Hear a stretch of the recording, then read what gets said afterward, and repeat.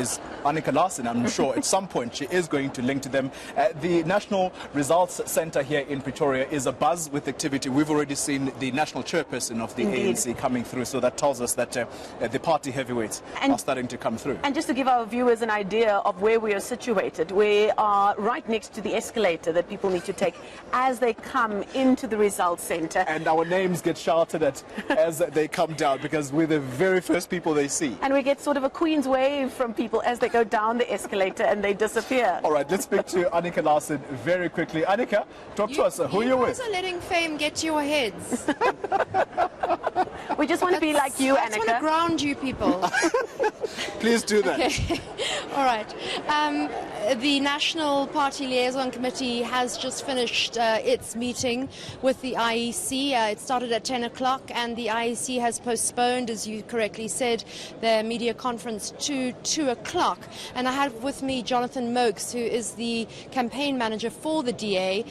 You lodged, I think, 2,500 complaints and 60 objections. Objections are different to just ordinary complaints because they could affect the material outcome of the vote. How did that meeting go, and why do you think we've got a postponement in the IEC's meeting? Yeah, I think the meeting went very well. We had a constructive engagement, all parties. I think what's happening now is that the IEC is now discussing whether they're going to do an audit of the results and areas that were affected by some irregularities. So they're going to be discussing with the Commission, reverting back, and I think that's why they've delayed the press conference. I mean, your federal chair, James Self, was telling us at 6 o'clock, I think, that they were lodged that complaint and they wanted an audit.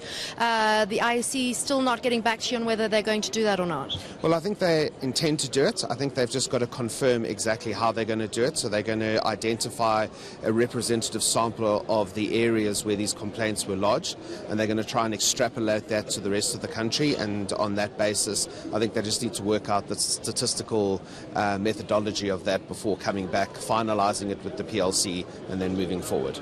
Do you think that could delay the final outcome of the election numbers? That was supposed to be Saturday at 6 p.m. Yeah, I'm not sure at this point in time. I think we'll have to hear from the IEC themselves, and I suppose it depends how quickly they can roll out this sample check and capture all the information.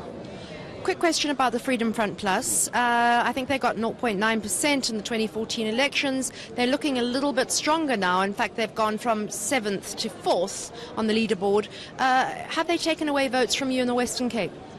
Not necessarily in the Western Cape. I think, look, there's only 24 to 25% of VDs in. Any votes that we may have lost to them, I think we've replaced by voters who share our vision of building one South Africa for all. And I think that's the way we should look at the results in this election campaign, about South Africans coming behind a uniting non-racial vision, which I don't think the Freedom Front share. Thank you so much. Oh, quick question before I move on. Are you going to the Electoral Court, or have you not decided yet? No, we are going to wait and deal with it in the MPLC first.